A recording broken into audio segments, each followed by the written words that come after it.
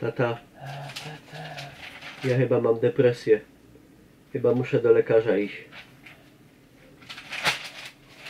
Synek, słuchaj, jak ja był w twoim wieku, to ja nie miał depresji.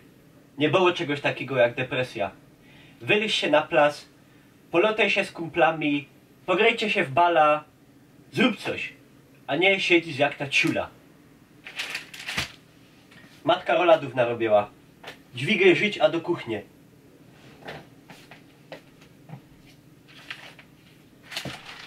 Za komuny by ci zamowiec pałą przypierdolał, to by ci przeszła depresja.